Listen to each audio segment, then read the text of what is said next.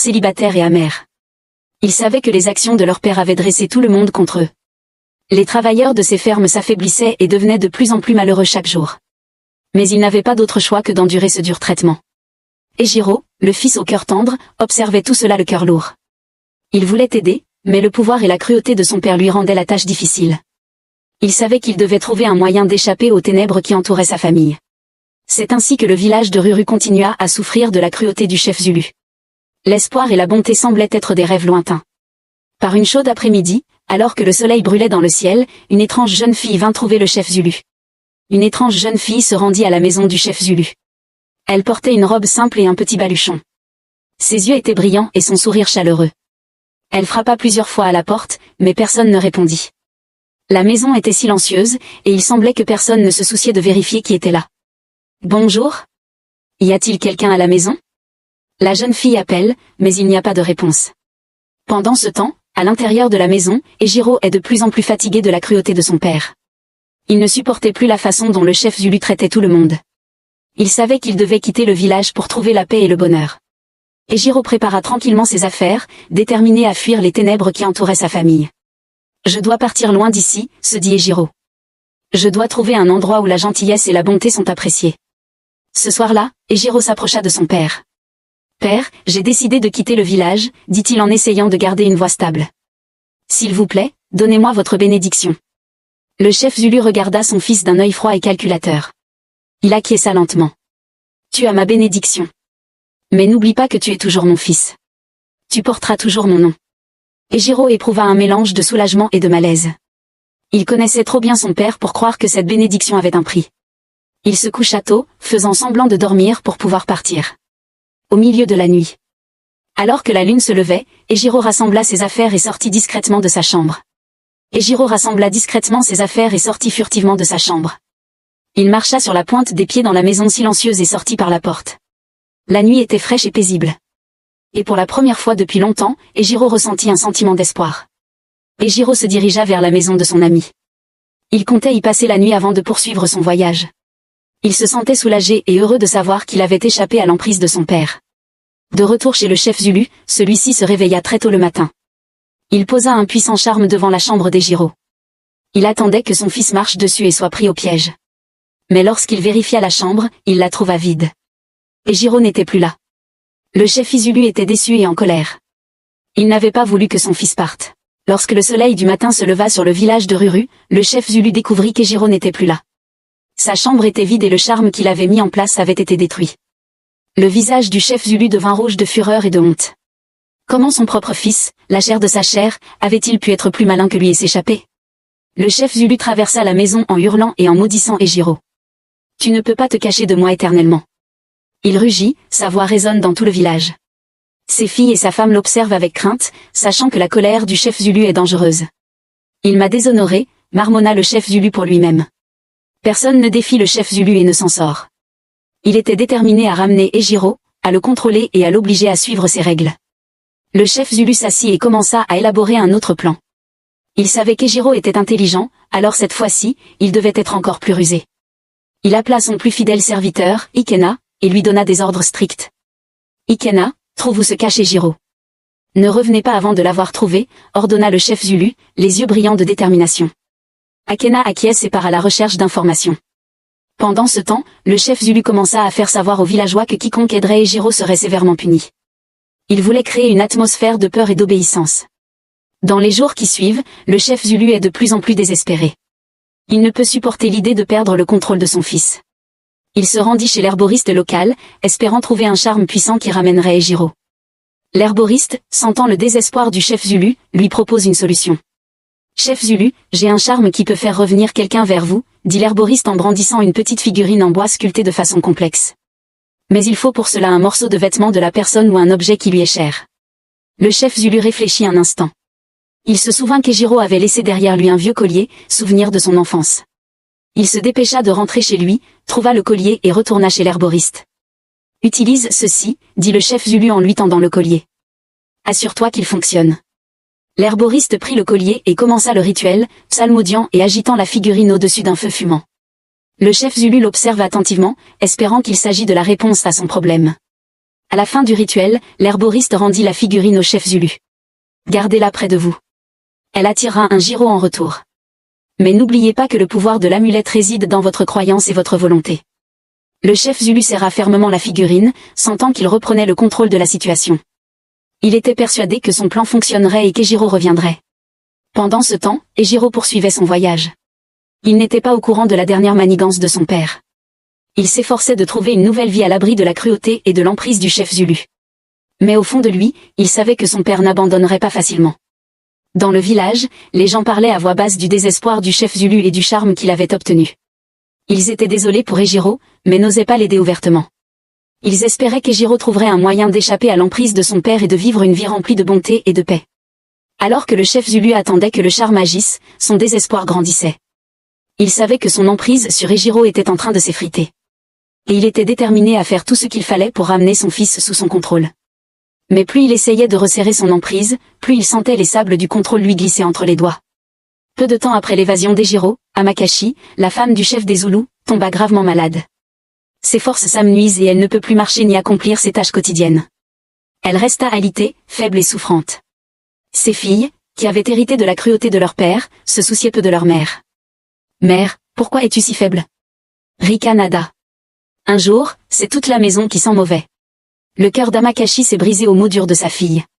Elle pleure de douleur et de désespoir. Mais ses filles l'ignorent et la traitent comme un fardeau. Le chef Zulu, voyant l'état de sa femme empiré, décida de l'emmener chez l'herboriste du village. En espérant un remède. Il porta Amakassi jusqu'à la cabane de l'herboriste, où le vieil homme la regarda et secoua la tête. « Je ne peux rien pour elle, dit l'herboriste d'un ton solennel. Sa maladie est trop avancée. Vous devez la ramener chez elle. » Le chef Zulu était furieux. Il avait espéré que l'herboriste puisse guérir Amakassi pour qu'elle puisse continuer à le soutenir. Au lieu de cela, il s'est retrouvé avec une femme malade et des filles indifférentes. Frustré et désespéré, le chef Zulu ramena Amakassi chez lui. Un soir, alors qu'Amakassi gémit de douleur, le chef Zulu réunit ses filles. « Nous devons mettre fin à cette souffrance, dit-il froidement. Elle ne nous est d'aucune utilité dans cet état. Nous allons lui donner une plante vénéneuse et mettre fin à sa douleur une fois pour toutes. » Les filles se regardèrent et l'aînée Ada acquiesça. « Oui, père. C'est le seul moyen. De toute façon, elle a l'air de mourir bientôt. » Les autres filles sont d'accord et se mettent au travail. Ada alla cueillir la plante vénéneuse pendant que le chef Zulu préparait les autres ingrédients. Alors qu'elle faisait cuire le mélange mortel, le chef Zulu ressentit une étrange sensation, comme si quelqu'un l'observait. Il a demandé à ses filles si elles avaient parlé de leur projet à quelqu'un. « Non, père, répondirent-elles toutes. Nous n'en avons parlé à personne. » Le soleil commençait à se coucher, projetant de longues ombres sur le village de Ruru. Le chef Zulu et ses filles continuent de préparer le poison mortel pour Amakassi. La marmite bouillonnait et sifflait, emplissant l'air d'une odeur nauséabonde. Le cœur du chef Zulu était froid tandis qu'il remuait le mélange, persuadé que c'était le seul moyen de mettre fin aux souffrances de sa femme. Soudain, un cri perçant brisa le silence de la soirée. C'était Amakassi. Elle se leva de son lit de malade, les yeux écarquillés de terreur. Le chef Zulu et ses filles se figent sous le choc. « Que se passe-t-il » demande le chef Zulu. Mais avant que quiconque puisse répondre, une présence glaciale envahit la pièce. L'esprit d'Ameshi apparut, sa forme scintillant d'un éclat d'un autre monde. Elle tenait dans sa main un long fouet. « Tu vas payer pour ta méchanceté, chef Zulu » déclara l'esprit d'Ameshi, sa voix résonnant avec puissance. D'un geste rapide, l'esprit d'Ameshi donna un coup de fouet au chef Zulu. Celui-ci hurla de douleur et tomba à genoux.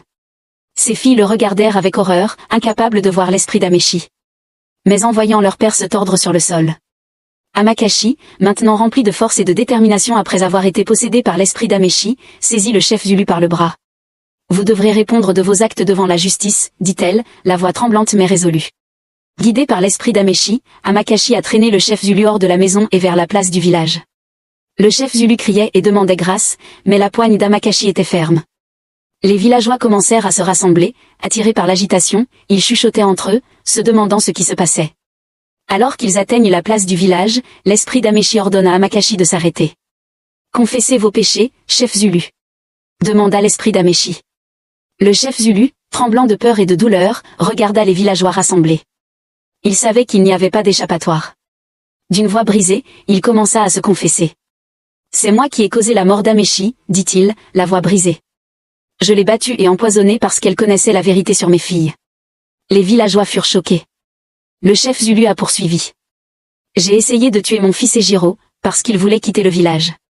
J'ai même mis en place un charme pour l'arrêter, mais il s'est échappé. Les larmes coulèrent sur le visage d'Amakashi lorsque le chef Zulu révéla le secret le plus sombre de tous. J'ai l'intention de marier mes propres filles, dit-il, la voix pleine de honte. J'ai ajouté des filtres d'amour à leur repas pour qu'elles m'aiment et détestent leur mère. Je voulais punir Amakashi parce que j'avais découvert il y a longtemps que les filles n'étaient pas les miennes. Les villageois étaient stupéfaits. Ils se tournèrent vers Amakashi pour obtenir une confirmation. Est-ce vrai? Ils ont posé la question. Ils ont posé la question. Le roi, qui s'est joint à la foule, s'avance. Chef Zulu, vos actes sont impardonnables. Vous et votre femme êtes bannis de ce village. À ce moment-là, Ejiro arrive, le cœur lourd de chagrin. Debout et courageux, il s'avança. Son cœur se serre pour ses sœurs. Malgré leurs actions passées, il savait qu'elles étaient également victimes de la cruauté de leur père. De la cruauté de leur père. Rassemblant son courage, il s'approcha du roi. Votre Majesté, commença Ejiro, la voix posée, mais pleine d'émotion. S'il vous plaît, épargnez mes sœurs. Elles ont souffert de la tyrannie de mon père autant que les autres. Elles méritent une chance de changer et de vivre une vie meilleure. Les villageois, émus par les paroles d'Ejiro et par son passé de bonté, ont pris la parole pour le soutenir. Ejiro a raison, a déclaré un ancien. Il a toujours fait preuve de gentillesse et d'équité. Donnons à ses sœurs une chance de prouver qu'elles peuvent être meilleures. Le roi, sage et juste, écouta les supplications de son peuple. Il regarda Ejiro, voyant la sincérité dans ses yeux. Puis il regarda les villageois qui le soutenaient. Le chef Zulu et Amakashi seront bannis de ce village pour leurs méfaits, a décrété le roi. Mais Ejiro et ses sœurs resteront. Ils auront l'occasion de prendre un nouveau départ. Sous les yeux attentifs du village. Le chef Zulu et Amakashi furent emmenés, leurs visages marqués par la honte de leurs actes. Alors qu'ils sont conduits hors du village, le poids de leur méchanceté pèse lourd dans l'air. Le chef Zulu partit, un sentiment de soulagement envahit le village. Le nuage sombre qui planait sur Ruru commença à se dissiper. Les villageois retrouvent espoir et unité. Ejiro et ses sœurs, désormais libérés de l'ombre oppressante de leur père, commencèrent à reconstruire leur vie. La nature douce d'Ejiro et sa volonté d'aider les autres lui ont rapidement valu respect et admiration.